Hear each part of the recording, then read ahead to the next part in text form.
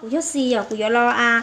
khi à cũng khổng và cũng ní nó xì và ní nó này nói giờ xử lý hay tiệt lú nói giờ nửa lú giờ lú đóng bầu giờ lú đóng bầu lú lòng bầu này giờ lòng bầu con giờ xử lý thì cũng tao cho mong tao rau mua được thiết ta xì cũng muốn này cho trong lăng này xong rồi cứ thì à cũng bỏ mua thì cũng hay thì chỉ mua giờ thì xử lý nó cũng tao chia tao giờ cũng vô tao lo mua rồi nên lương thứ sáu tao nó chỉ nên sắm sang tao giờ lúc nào cũng xí tao xa xong nè tao trâu xong được mua xa xong nó chừng rong giờ cũng bóng ta đi là nó chỉ bìa đi nó giờ chỉ xử lý lúc nào khó nó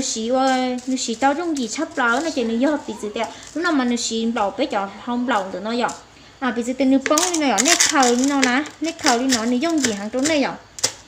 à nước khờ tao đi nó ta chỉ có lá này tên này bỏ tên trong nó là nét sắm mát lừ nữa là nó rong hàng giờ nương lo bua lua đi nó cho họ bé lú nó xứ giờ nương chỉ tôi cú tôi câu đi nó ở chó giờ à lú nó nương bao còn lại lo nhó ok đi nó xứ giờ hai tiền này nương từ giờ nó tiền này sắm sang tàu nương bảo tao sát tí xì giờ à xử lý nó để chỉ khó nương bảo sát sáu tí mấy giờ sát nó giờ lúc nào cũng chỉ tao để trên nương tứ của tao đi nó rồi tao chỉ nương những chuyện trong đó à xử lý nó nương cứ sắm bảo tao thế giờ à nương sắm bảo tao đi nó giờ nói vậy, sáng nó là xí tao sáng sớm nó là xí tao tí xí nó mua rau hàng vậy, mua rau nó sáng mà lẩu tao bé cho à chế chỉ tao tiền nó, thì hai tiền nên xả tao nên tiền nên sáng mà sang tao, giờ nên giờ mua sái là cũng chẳng tao tiền nên giờ xả xí nữa nên giờ chỉ xả mua xí cho mỏ nó để nó giờ, vì tiền nên mà mảng câu ít tôi dù nó chỉ nên cắn hàng chỗ này nữa,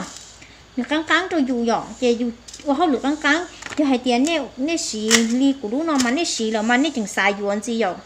à xí trong hàng cho linh đỡ nên thứ sáu tao nó chỉ nên sắm sang tao được cùi cho nó cũng xí ta tới trong đó nó chỉ mua đi dọ cũng nhục quá xí cũng nhục sang tao thì thay xứ nè thì hai tiền nên thứ sáu tao nó chỉ nên sắm sang tao được cùi